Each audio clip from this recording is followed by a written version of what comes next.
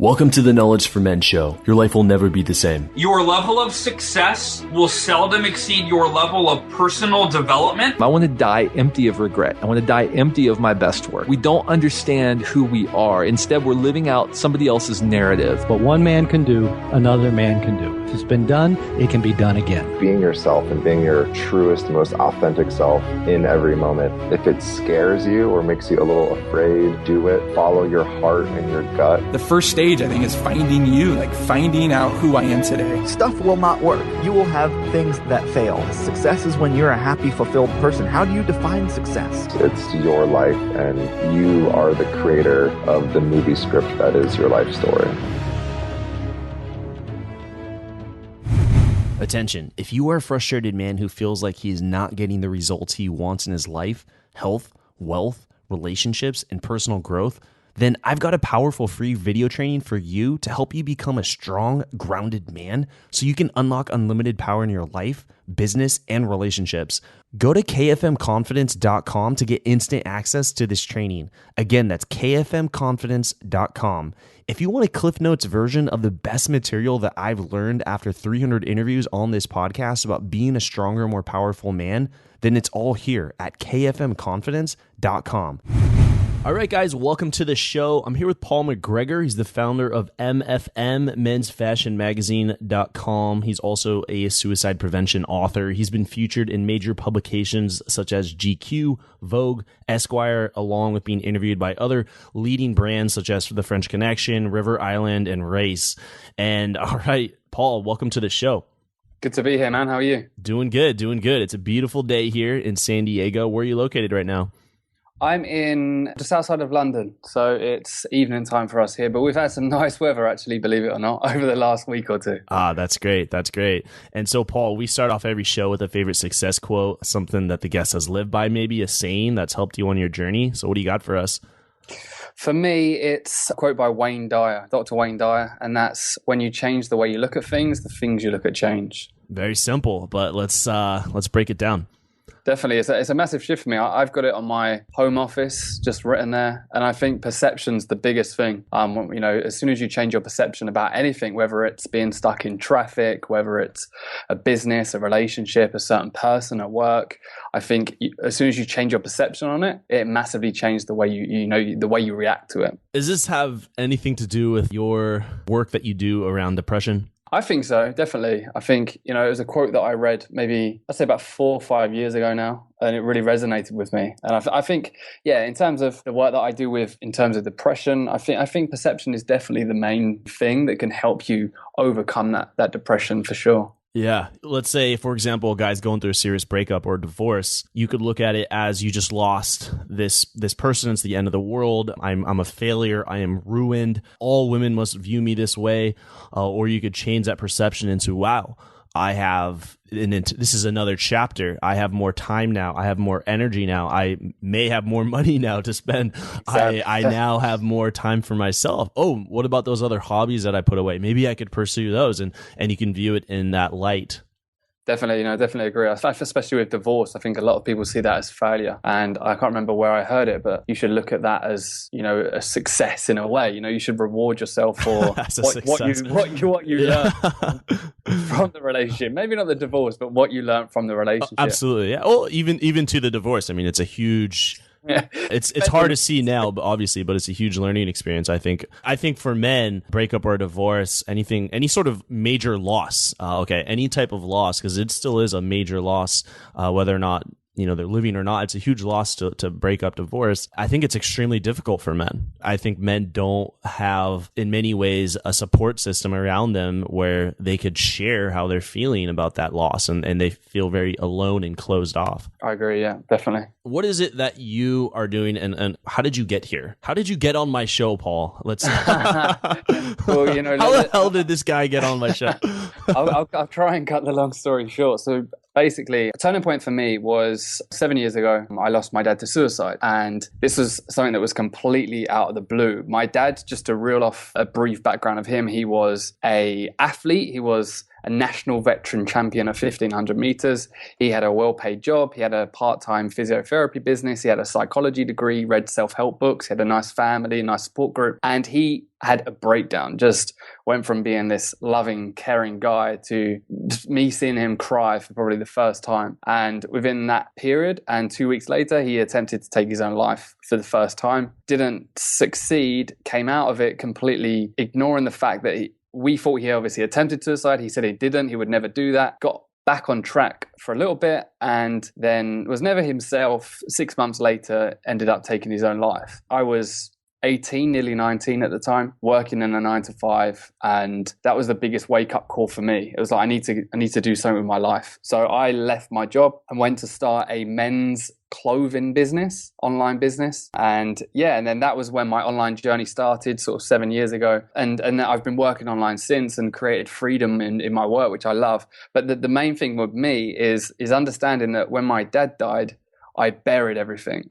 And I think a lot of men do this, and this is what I found with the people that I work with, is we bury our emotions and we replace dealing with it with short-term fulfillment, whether that's girls, whether that's going out, whether that's spending money, cars, whatever it is. We use that short-term fulfillment to bury what we're actually dealing with. And I hit a deep depression, didn't attempt suicide, but had suicidal thoughts, if I'm completely honest, and always thought I might go down the route that my dad did, until I then really just opened up to someone and started to manage my emotions better. And that was about 5 years ago. And, that's just been a process from that point forward to keep growing, to keep learning more about me and learning about other people and different behaviors. And now I've got a book coming out at the end of this year. And I just trying to help as many people as I possibly can, or however cliche that sounds. I just want to thank you here for your vulnerability. And I respect you for coming on the show and being able to share something that I know has been a whirlwind of hurt and pain and suffering. So for you to come on and be brave and courageous, I want to honor you for that. I appreciate that. And it was something that I didn't do for, I'd say, a good maybe 5 years, to be honest. And completely understandable. Let's talk about how men bury. You said you buried everything. Yeah. I think we don't want to be vulnerable. You just said it. We don't want to be vulnerable. We think it's a weakness, right? A lot of the time. And if I would have turned around to my friends in the UK down the pub, for example, over a beer, and just broke down to them in tears, they probably would have responded okay. But it wasn't. As a man, you never feel comfortable doing that. Why do you think that is? And why don't you just share why didn't you? What was your reasoning for not? The huge thing with me is it was just ego. I had a big ego. I'm not afraid to admit that. And I realized that through my journey. But I had an ego which I wanted to protect. I worried what other people thought of me. And I always wanted to be stronger than I actually was. And I didn't want to embrace, my emotions. I saw them as a weakness. And that's why I didn't want to do it. I think a lot of it is social conditioning as well. A lot of people say social pressures on men nowadays it makes it hard for them to open up because there's this perception of how you should be. But for me, it was just literally not wanting to be perceived as someone who was weak. And what do you think would have happened if you did open up sooner? My friends, they probably would have just supported me. And I remember a time we were out on a holiday and there was 10 of us on this holiday. I was 19, so I think it was about a few months just after I lost my dad. And I'd had a few drinks, and we're chucking back drinks, and that's when you become like most vulnerable. And, right. There's like a shield of alcoholism that allows you to open up. Exactly. And I think it was Tim Ferriss that said it. And it's when you're at that level of being drunk, you open up. And I remember we were at a bar and one of my dad's funeral songs was quite an upbeat song. And because, we wanted to celebrate his life. So we played this upbeat song. And it come on in one of the bars and everyone gazed over at me. And, I put on a strong face for a few seconds and then I just burst into tears, run out of the bar. And a few of my friends followed me and they opened up to me. That was the funniest thing as well, is some of them opened up to me and said about them having panic attacks, them, feeling down and all of this. And we had a nice deep conversation. We then went back to the bar and carried on the night. And the funny thing is when you're drunk, it's like you can use that as an excuse. So the next day it was like, sorry guys, I was really drunk. I didn't mean anything I said. And then I never asked my friends how they were and everything was just pushed under the carpet again. So I think if I did open up to my friends, in a serious tone, they would have been fine with it anyway. So that was the first kind of, I want to say, like, public release. Yeah, I guess it was. Yeah, definitely. I mean, the biggest release for me was I was going to this lady. She's like an holistic therapist. And I was literally just going because I had back problems and she was doing massage. She was doing back massage and I'd been recommended to go see her. And everyone that said go see her was like, she's weird. That was how they described her. She's weird. She knows things about you that you don't know. And I opened up to her after a few sessions. And that was the biggest release. I opened up about everything. And she massively helped me deal with those emotions and push forward. And so you say she massively helped me deal with those emotions and push forward. Did she actually do that, or was it you just sharing, which is what did that? Exactly. She was literally that ear for me to just share it. And I say to guys, it's important to open up, even if it's just writing it down on a piece of paper and handing it to someone, or whether it's through a support chat, whether it's through one friend or a counselor, whatever it is. All you need is to be able to open up, release those emotions, and it's like a huge weight is lifted off your shoulders. It is, yeah. For me, she didn't really, I can't think of anything that she said that really stood out. It makes perfect sense. She was the one that was there ready for me to open up. And people tried it before and I didn't. I was a closed off gate, but she, for some reason, was there and I did open up. And it was a huge weight lifted off my shoulders and it helped massively. Yeah, I feel that that's great you're able to do that with someone else, but even if you did it by yourself through journaling and just being able to get your thoughts out of your mind on paper or on a computer, it's like I feel this valve. It's like this, I'm thinking of a valve and there's just steam building. And if we don't let it out through sharing or through self-introspective journaling, then it's just going to blow up and exactly. it's going to look really bad. Yeah, I love journaling too. And I always say to people, these thoughts in your head, like these worries, I always write down my 3 worries every morning and then a solution to them. And in your head, these worries seem escalated. As soon as you write them down and you write down the solution to them, it's like, that's not bad at all. I can handle that. Yeah, we build up these stories in our head. Sometimes when I can't sleep, it's because I'm thinking about something. And so I'll just, not the smartest thing to do is have your phone by your bed, but I'll grab my phone and I'll just go to the notes and start journaling, maybe just a paragraph or so about like, okay, what's going on here and what can I do? And just by getting it out and having it there, I'm like, okay, great. I have a solution. I'll worry about it when I'm able to go to bed. It's just boom. Otherwise, it's just sitting in my mind and it's just like plaguing my mind. Yeah, that's awesome. Yeah, no, I agree. How has it been for you now? So it's been some time. You've gotten massive introspect. You've learned so much. You've grown so much. You've openly shared this many times. You're here on the show sharing it. What's it like for you now talking about the loss and even overcoming your depression? Yeah, it's great. I mean, the key thing with depression and especially with self-improvement is there's this picture painted. For me in particular, every blog post I put out, every video I put out, and podcast, whatever, it's always like I look like I'm just fine. Does that make sense?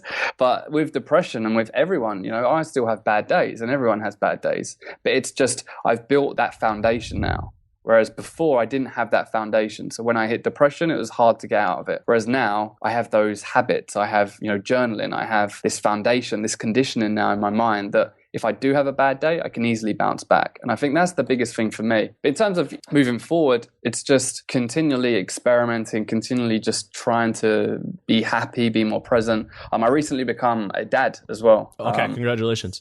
Thank you. So yeah, he's 6 weeks today. So that again's a huge change, and especially it brings up memories of my dad. And I think it'd be nice if he was here. I've dealt with that now. Whereas before, I talked to my son about my dad, and whereas before I would have completely not wanted to bring it up because I wouldn't have been able to. So it's like I've dealt with it, and although it's sad, it's something that I can't control. It's something that I can't do, and I'm happy that I'm happy in this moment. So yeah, it's just pushing forward and continually experimenting for sure. Let's talk about the foundation. You said, I've built this foundation. So before I didn't have the foundation, so it was very hard. Now I have this foundation. What is your foundation? I think it's a lot of things. I think the main thing for me was worrying what people think. So I used to worry massively what people thought of me, and that made me anxious and it held me back in a lot of things. So I reconditioned my mind, I guess you could say, just through pushing comfort zones, pushing fears, doing things that I didn't want to do because I thought people would judge me, and just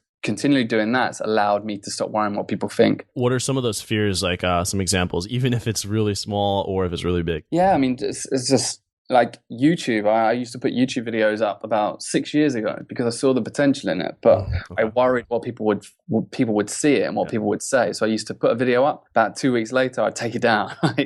And I did that for about 4 years, and it's crazy now. Like I'll put a video out, and it really is the shift that I had was if people are judging you, it's just a reflection on them. It's not a reflection on you. And also as well, someone said to me, like, you're not that important, Paul. And I was like, what do you mean by I'm not that important? And they said, you're not that important that someone's going to be thinking about you as much as they think that you're thinking about them. So it's like, if I do something crazy and I embarrass myself, they'll probably chuckle in their head for about 5 seconds and then they'll forget about me. Whereas I had this huge thought that they'd be thinking about me forever. Like there'd be billboards of you of like failure, hashtag failure, exactly. Hashtag Paul McGregor's a failure. Exactly. It's like that Dr. Pepper advert, what's the worst that can happen? I don't know if you remember that. It's like this guy did one crazy thing and it's just everything spiraled from like you get taken to hospital and then this happened and this happened. And that's what I just thought would happen to me, but it just never did. So yeah, worrying what people thought, just being daily habits like exercising more, eating better, daily journaling, daily meditation, just being more present. All of those habits and all of those things that I work on consciously every day has helped me build that foundation. Whereas before I didn't have that. It's like, it's very hard to get out of bed when you're depressed, when you haven't been looking after your nutrition for the past year, for example, or it's hard to get out of bed if, you haven't been doing a daily routine of journaling. So now I've got that foundation, it does make it easier to build on from that. It's almost like, how come you weren't depressed if you weren't doing some of these things? Like almost to say that maybe you were eventually going to become depressed if you didn't start building that foundation at some point in your life.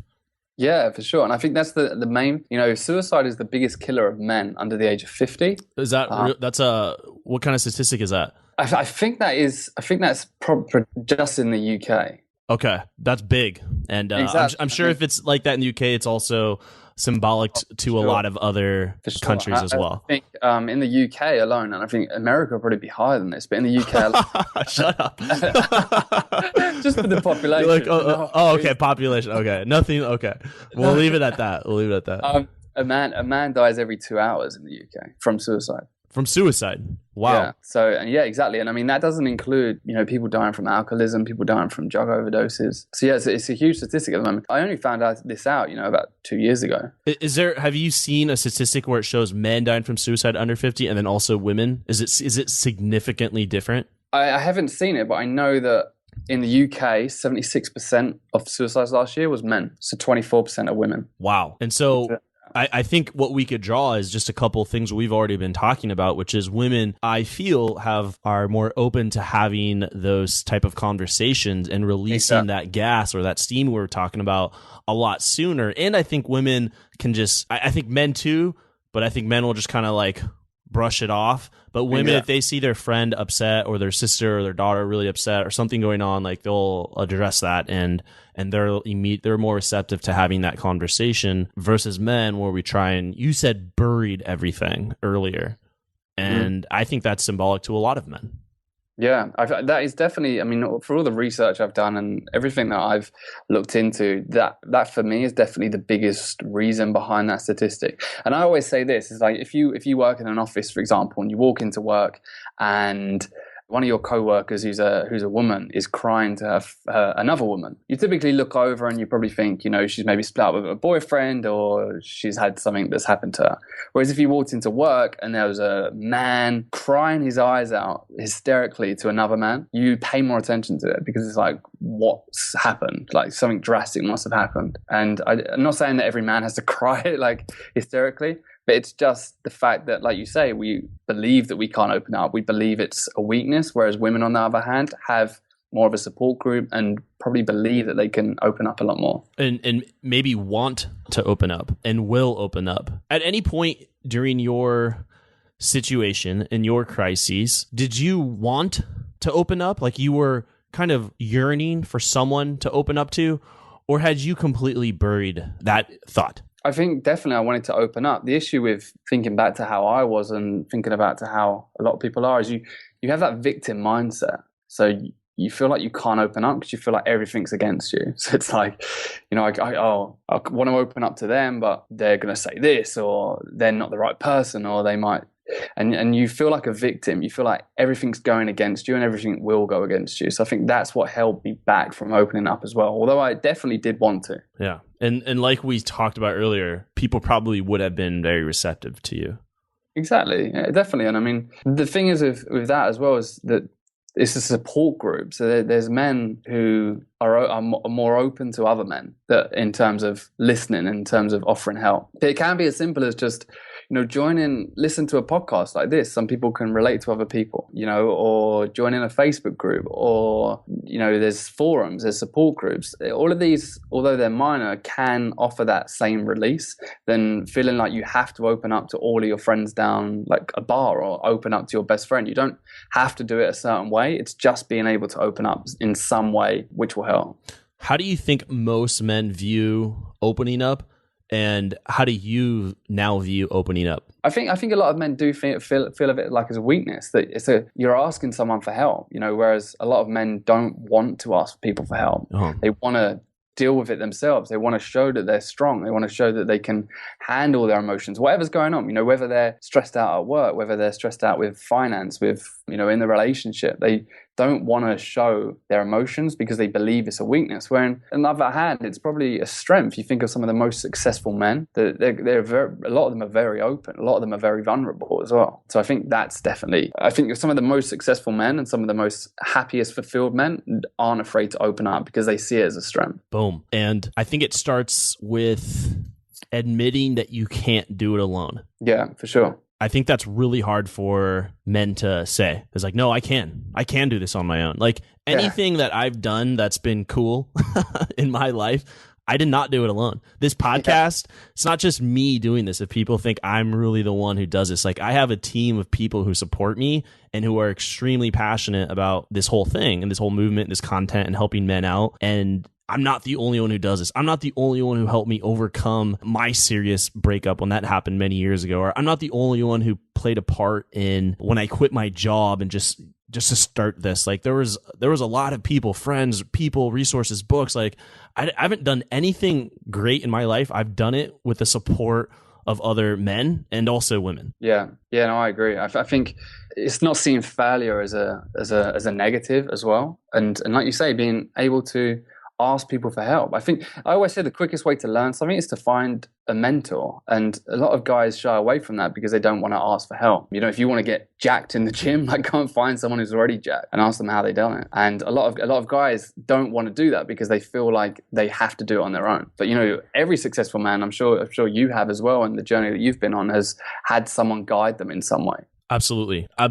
I think being able to say that, like, hey, I can't do this alone. And that's probably why I'm feeling so much pain right now. Yeah, definitely. Yeah, I agree. Okay. So let's say right now, we guys are listening. They're really enjoying the content. And they're really enjoying where this very vulnerable conversation. And now if we could turn it over to them and say, what would be some practical steps for them to start opening up? Like, should they call a friend, or should they reach out for a mentor? Like, what would be some steps that we could share here to help someone or a lot of the listeners who are going through some extremely difficult situation, whether that be in their personal life or in business, what have you, to start getting some support? Yeah, definitely. I think the first step, and this is the most important step, we haven't covered it, is a lot of men don't feel like they're depressed. A lot of men don't feel like they're stressed. A lot of the men don't feel like they're unfulfilled. And the key thing there is to become more self-aware. It's like we don't listen to our minds. We don't listen to our thoughts. And like you say, a lot of men don't journal. And I think that's why journaling is probably the first step, because that will help you become more self-aware. It's like a lot of guys don't know what they want to do with their lives. They're just existing, you know, and they're not living. So I think the first step for anything is to become more self-aware, because a lot of people don't believe they're depressed. They don't believe that they're unhappy. But when they actually sit down and actually truly think about it and get it down on paper, maybe journaling, or just think about it and, you know, sit on it for a while, they'll start to realize that, you know, they'll realize the issues that they need to deal with. Because a lot of people won't search for help because they don't feel like there's any issue there. So I think, you know, the first step is to definitely become more self-aware. For me personally, it'll be journaling. I don't know if did you do anything in terms of becoming more self-aware? I think journaling was a huge one. I think surrounding myself with other like-minded men getting a mentor. If I couldn't get the mentor, I would read his book. Usually most successful people out there, they have books available. And if they were way too far, just people, that are out of reach, I'm reading a ton of books. And honestly, I'm very fortunate that I get to interview 2 people like yourself every week.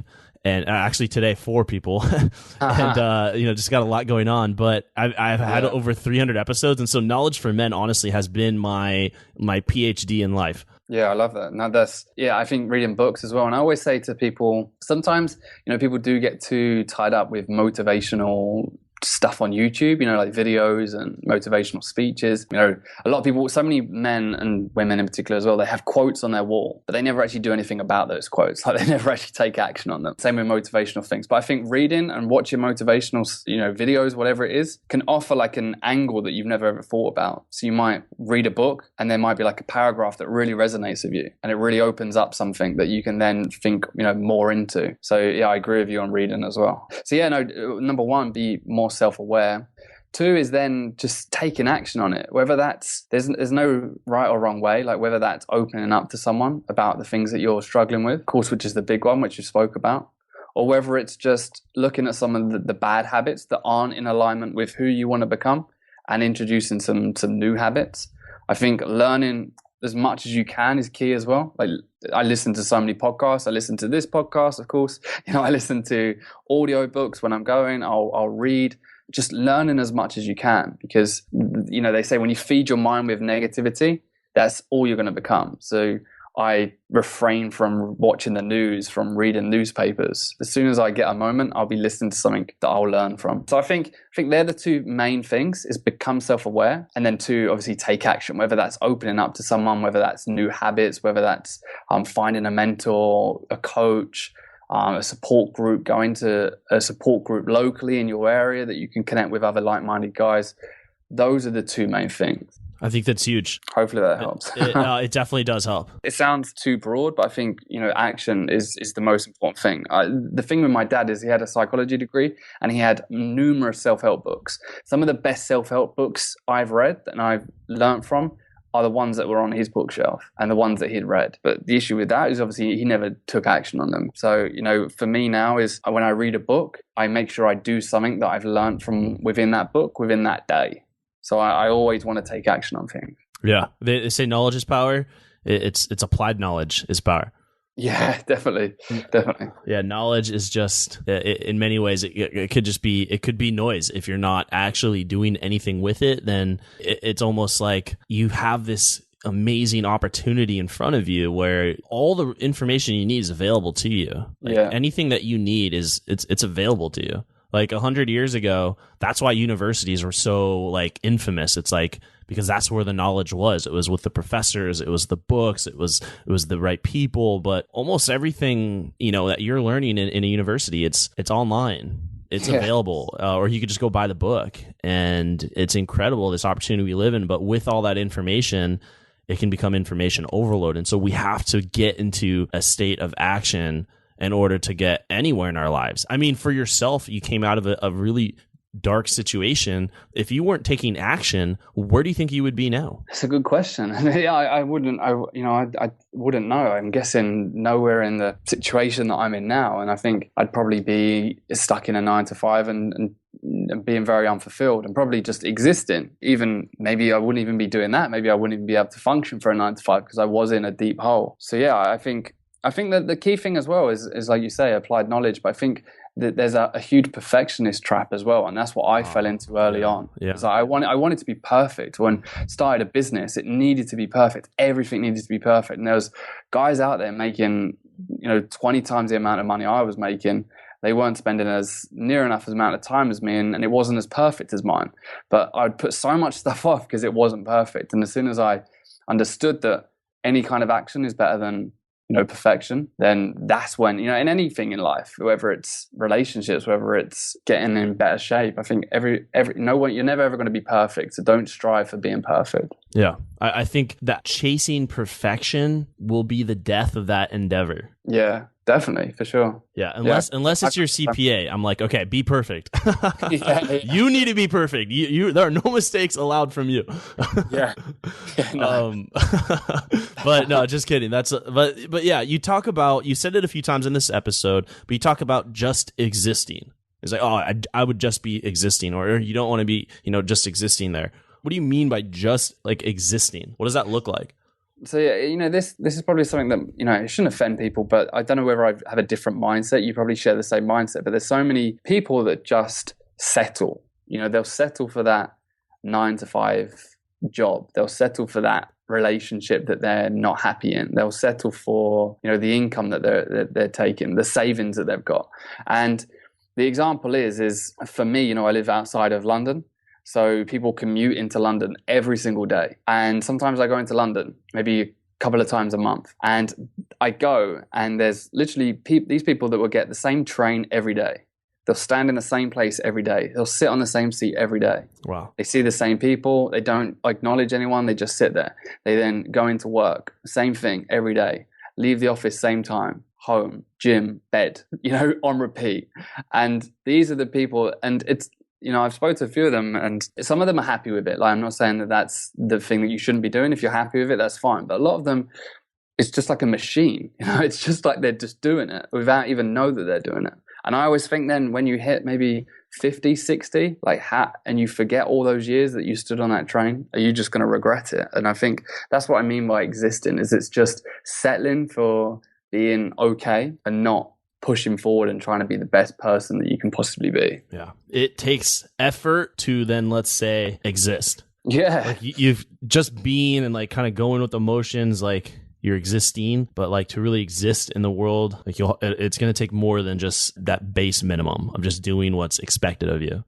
Yeah, no, definitely. And you're right. It does take so much effort. It takes effort. Yeah. If you want to get that girl that you really want, like that's going to take more effort. If you want to have that freedom, you talked about, congratulations. You said, I have this online business. I sell men's clothing and it's given you freedom. Like that took a lot of effort. I already know you overcame so much failures and challenges, and that takes effort, and you get rewarded from all of that effort with you being able to have the time to have this conversation and have the freedom that you want in your life, living in, right outside of London. I mean, that took effort. Otherwise you could have, what was the career track that you were normally on? Anything with money. It's like, I was always just corporate ladder. I wanted to be the guy in the suit that traveled up to London, and I wanted to be that person. And then I did it I commuted to, it was just outside of London, but I still commuted in a suit, a really low paid job. It was only in like an IT help desk at the beginning, but the opportunity there was to work up. And looking back, just hated it. Like I couldn't imagine doing that now. Like you say, everyone, when I said I'm going to leave my job and set this up, and I was just grinding away, people used to say to me, like, when are you going to get a real job? Like, when are you going to go and get a real like the real job is that one that you had. The real job is the one that I was in, and it's like, why are you doing this? And so many people said that. And there was hardships, like a few years in, I wasn't making a lot of money. So I was working in a bar, and that's where I met my fiance, and I was trying to get money, and, I was thinking of maybe having to go back to work, but I didn't give in. I just kept pursuing it. And then, like you say, now it's in a situation where I just have much more freedom, and I just appreciate my freedom so much more. But it didn't happen overnight. I always thought it might because of that whole get rich quick schemes on the internet. Oh, right. Yeah. But it didn't. And like now I'm just so grateful that I didn't give it in, and I didn't listen to other people either. Wow. Yeah. I feel the struggle. I know that all too well. I cringe at the thought of my previous job. And it's not so much that it was a bad company. There was nothing wrong with the company in any way. It's just that I was only existing there. I was not happy. I was not thriving. And it's sometimes difficult to even understand that, because until you've gone from existing to really being in alignment to what you value and actually living that, like it's hard to even see that you like, oh, I thought I was living. Yeah. And once you're out, you're like, wow, like that's where I was. And I used to think that was actually okay. Like I thought I was actually doing well in life. But when you're out, you're like, oh my gosh, like there's this other, like you can actually like fully be living. Yeah, no, I agree. And I think, I don't know if you have a similar, but, you know, when I left my job, I had this passion that I wanted to start this big clothing store and just sit on the beach and make a ton of cash and just not work at all. And my purpose is forever changing. It was forever changing. And it took me a while to realize that, you know, money isn't the be all and end all. I love doing what I do now because it serves others. And what I share now is much more in alignment with what I want to do. But it's always like I'm trying to always reinvent myself because this purpose that I'm on now may change and it probably will change. Yeah. And I don't know if you had a similar thing when you probably decided to set up an online business or whatever it was. Has that changed since then as well? Absolutely. I would say almost things change, I would say almost every year or so in terms of like what I'm pursuing and what I'm going after. I mean, when Knowledge Ferment first started, it was really like a seduction website. Like that's, look at what we're talking about now. It's so much about self-improvement, men being vulnerable, breaking out of the man box and pursuing the life that they want to live, which is a much different conversation than saying like, hey man, like how do we text a girl into your bed? Like that doesn't, I don't care about that conversation. Not that it's not an important one, but it's just not where my mind is at right now. Exactly. And, I can relate because obviously I got into the whole fashion industry, got into that whole, how to dress better, obviously then had the magazine, which led me to be featured onto GQ, Vogue and all of that. And then it come to a stage where I was like, I'm fed up with writing about 5 ways to wear a blazer. I'm fed up with writing about suits and shirts and ties. Like I just had no drive for it anymore. And as soon as I started writing stuff about my dad's story, writing stuff about depression, writing stuff about self-improvement, it just flowed a lot easier and I enjoyed it a lot more. So that's when I kind of shifted paths in that sense. So yeah, it's like, it's very similar to you. That's funny. And just to touch on the whole job thing, and I'm not suggesting anywhere that having a job is bad. I don't think you are either, right? No. Yeah. If the job is what you love and you've worked your butt off to get that job and that position, then absolutely you deserve it. And there are so many rewarding careers out there. Building an online business is not what this episode is about. It's about you pursuing what you want to pursue and living in alignment to what you truly value in life. Yeah. No, definitely. Yeah. Yeah, it's like we have some pitch. All right, now, so if you want to start a business, no, just all vulnerable, and then just turns into that. No, not at all. This has been extremely value-add episode. I know so many people that are happy in a job, and if the right job come up, I probably would be happy. It's just from entrepreneur to employee.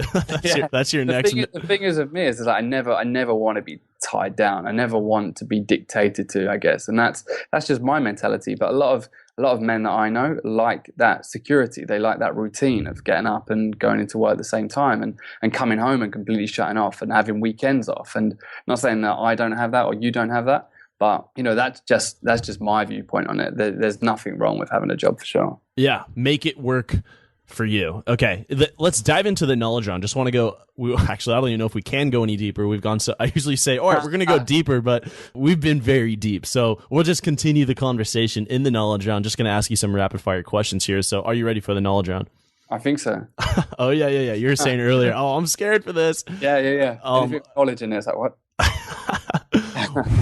Have you ever felt like you weren't the strong, grounded man that you're capable of becoming? Like there's something more inside of you, but you don't know how to get it out. Me too. Years ago, I was broke, sleeping on my brother's couch, and just got out of a serious breakup that left me on the floor for months. Now, I have a multiple 6-figure business. I'm in the best shape of my life, have an abundant dating life, and live on the beach here in San Diego. I want you to break through too and create the life that you want. And because people kept asking me so many questions, I've created this free video training series on becoming a strong, grounded man so that you can have more freedom, love, and connection in your life. I'll also teach you how to build real backbone to boost your masculinity as a man so that you can have more respect, power, and confidence personally and professionally. Simply go to kfmconfidence.com to get this training. Again, that's kfmconfidence.com. Also, I share the #1 conversation that your father never had with you about women. That will be a major wake-up call for 90% of you and will improve the quality of your relationships forever. Go to kfmconfidence.com to get this free training today. Welcome to the Knowledge Round, where the guests will be asked rapid-fire questions to give the audience invaluable pieces of wisdom to help transform their lives. Starting in 3, 2, 1, showtime. What advice would you give to someone who is really feeling unsure about their purpose? Oh, good one. I always say, think back to when you was a child. Like, what did you want to become? Because we all had those dreams, those visions of when you're a child. And mine was to be a footballer. Now, I know at 26 years old that I'm not going to be a footballer or a soccer player, I guess. I know that that's not going to be the case. But can I replicate that in some way? So then, I've started getting more into health and fitness, started getting more into running, and I'm trying to get onto that purpose in that sense. Another one of mine was to own like a really successful company. And then, that's where this purpose come from, of owning an online business. So I think it's always look back to when you was a child. And what was it that you really wanted to do? If you wanted to become a rock star, maybe, Tony Robbins always says this. He wanted to become a rock star. He's never going to become a rock star. But all of his public speaking gigs, all of his events, he has some kind of like him rocking the crowd, music on. He's jumping around. Everyone's jumping up, with him. And that's him living out that purpose through the job that he's doing. So I think that definitely key. And also journaling, like write down what it is that I always say, write down your ultimate day. Like write down what you do in the morning, what you'd have for breakfast, who you'd be with, exactly everything that you do in your perfect day. And then every single day from this point forward, see if you can get closer to that. Beautiful. What would you say is holding most men back from becoming their strongest self? I think fear of judgment and also not embracing fear. So a lot of people will shy away when they have anything that is out of their comfort zone. I think every man should be striving towards breaking their comfort zones. If you feel like you've been too comfortable for too long, you need to do something to step out of that, whether that's pushing your boundaries in an area that you've never done before. You've never done any public speaking, it scares you. Go out and do something, go to Toastmasters. I think always, if you're not embracing fear, then you're never, ever going to improve. Yeah, really good. What would you say are 3 of your most influential books that have helped you on your journey, and why? Oh, wow. I'm currently doing like a read a book a day for a week. So it's like I've just got so many books in my head at the moment. Number one. Read a book a day for a week? Yeah. I mean, wow. I say read a book a day. I do a lot of skim reading and stuff. So I see. Yeah, okay. So you read the front cover, the table of contents. And all right, I'm good. I'll find like a YouTube video that just tells me what it's about. Oh, there you go. 4-hour work week. Yeah. Tim Ferriss, just for business perspective and that whole lifestyle design. Of course, I don't work 4 hours. I don't want to work 4 hours. I'm glad you said that. Yeah. I did a video on it recently, and I just said, that's to sell books for sure. I don't work 4 hours, but it's that whole lifestyle design and also outsourcing. That book taught me to outsource, and that started to propel things in business. A 4-hour work week, Power Now by Eckhart Tolle. And that's just definitely, it's Power Now, and is a book that you could probably read the back cover of maybe and understand the principles. But I think definitely people need to be more present. And that book helped me understand that. We don't let go of the past. We worry about the future and we're not present. So that book helped a lot. And a third one, The 6 Pillars of Self-Esteem. Can't remember who the author is, but yeah, 6 Pillars of Self-Esteem. And that helped massively, definitely. Because, I was always a guy that looked like I was confident, but I didn't really have a lot of self-esteem. And that really helped me understand what self-esteem was and also how to start building upon it. So yeah, they're the 3 main ones, definitely. That sounds good. I'll have to check out some of those books, put them on the queue. And this one here is next. It's more of a scenario here for you, Paul. So imagine you had 60 seconds with your 20-year-old self. If you can envision where he's at personally, professionally, financially, relationships, where he's at in his life, what would you tell him to do? And what would you tell him not to do? Wow. Yeah, definitely. Don't worry what people think. Mm-hmm. I'm trying to think what I was like when I was 20. Drink less alcohol. No. Those are fun times. Never let go of those times. And why do you say that now? Like drink less alcohol? No, I mean, it was good, but... You don't want to take it back, really? You're like, no, actually... Yeah, we'll keep that in. Yeah, not worry what people think. That's definitely the main one. That's definitely helped me back for so long. That's everything doesn't have to be perfect. That's what I'd say. Uh-huh. Carry on doing things that inspire you, because, I used to do a lot of music. I used to love music, producing music, and I gave that up, and I've never done anything since. And I've always had like this niggling feeling in the back of my mind that I want to get back onto doing that. And I think my creativity from that has stemmed from obviously writing blog posts, writing a book, and I've kind of kept that in there. But yeah, definitely keep doing the things that inspire you. That's what I'd tell him. And read more. I never used to read that much at 20. So yeah, if I read as much as I do now back then, not even reading, like listening to audiobooks, podcasts. Obviously, you probably didn't have podcasts then. Just learn as much as I possibly could, because I And get a mentor. That's a good one. Yeah, get a mentor. If I got a mentor at 20, I'd be in a much different situation now. Yeah. They did have podcasts back then. Podcasts came out in 2004, 2005. Oh, wow. Really? Just no one knew about them until smartphones became more accessible, which really all of a sudden podcasting blew up in about 2010, 11, and 12. And yeah. Anyways, really great advice, though. That's the knowledge. You've got the knowledge of the podcast. Podcasthistorian.com. I'm glad you didn't ask me that. You know, when did the first podcast get released?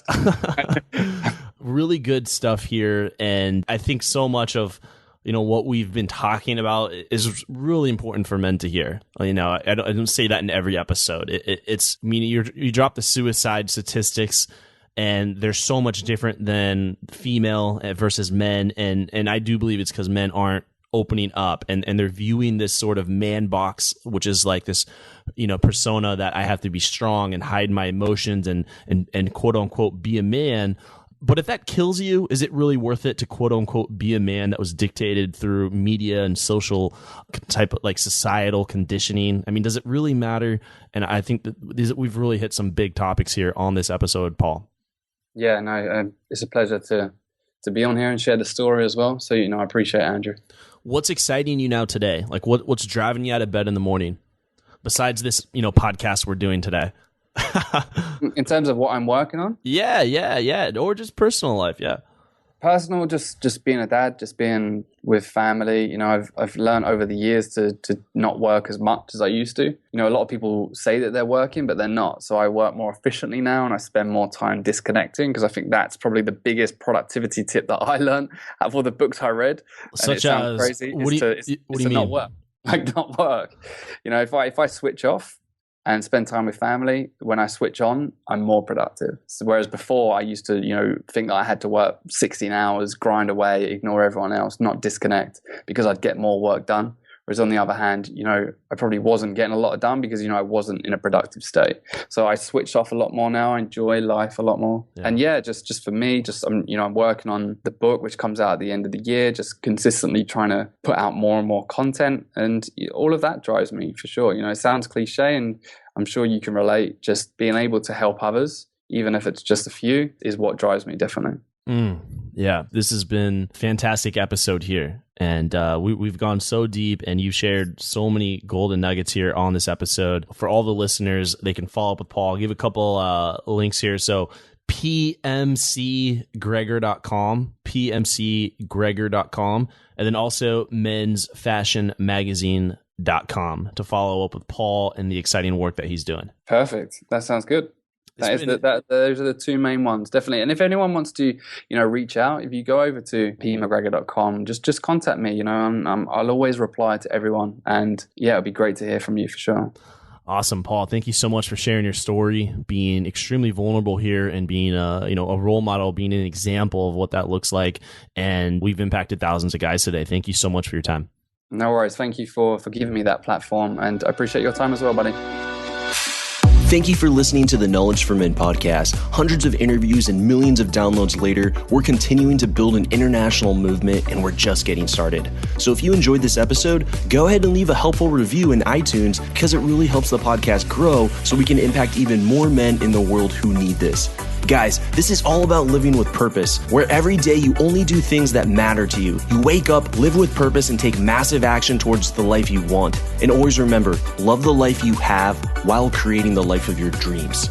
Go to kfmfree.com to get a surprise bonus I've made for my listeners. Again, that's kfmfree.com for something that's changed my life, and I'm offering it to you for free.